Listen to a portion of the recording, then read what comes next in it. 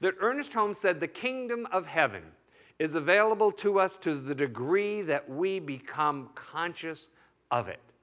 All right? So I think we all have experiences of being in heaven. You know, when we're surrounded by the people that we love the most, when we're doing what we love. I don't know, maybe you're in your garden, or your dog's on your lap, or family members that you just adore are at your dinner table and you're together. I mean, you know, this is pretty good. This is pretty darn good. And so part of what we have to do is acknowledge that this is a wonderful, wonderful thing. So I would just ask you, where do you see heaven in your life today? I know where I see hell. But where do you see heaven in your life today? And where do you need to let go to have a little more heaven in your life? See, I think we have to have resolve. We've got to have some real backbone here and refuse to settle. You know, God in the Bible, God made the first covenant with Abraham, you know. But before that, though, God spoke to Abraham's father years before. And so Abraham's father was headed for Canaan, the promised land, but stopped in Haran, it says in the Bible, and dwelt there. And so that looks like just a small little thing there. It's like, oh, he stopped and dwelt there.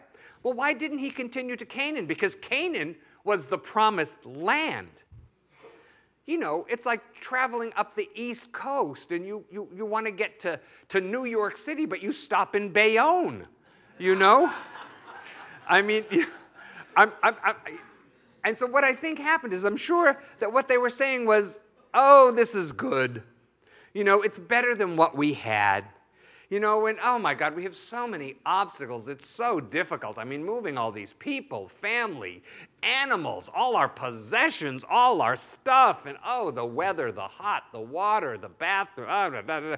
You know, so they settled. They settled. It's not what they wanted, but it was, you know, good enough. It was okay. You know, sometimes we have to be the one that says, I will not settle. God's good for me is infinite. God's good for me is not mediocre. All right? God's good for me is infinite. And if you don't think you can, you're right. And if really you deep down believe you can, you're also right. See, because there's as much God present in you as there is in anyone. And so our job is to recognize it and believe it and act like it. That you didn't come here to settle. You didn't come here to go just like halfway. That your faith is what activates the principle, power, and presence of the living Spirit within you. Your faith activates that. It sets it into motion. And so the beliefs you have guide your decisions, right? This is so for all of us. Our beliefs guide our decisions. And so if we make a different decision, we'll take a different action. And if we take a different action, we'll get a different result. They say that 80% of accomplishing something is actually in your head. 80% is the head part, and only 20% is the earth plane skill and mechanics. All right? So what's going on in here is such a big part, because sometimes we get the whole thing. You know, somebody asks you to go out, and very quickly you get the whole thing in your head.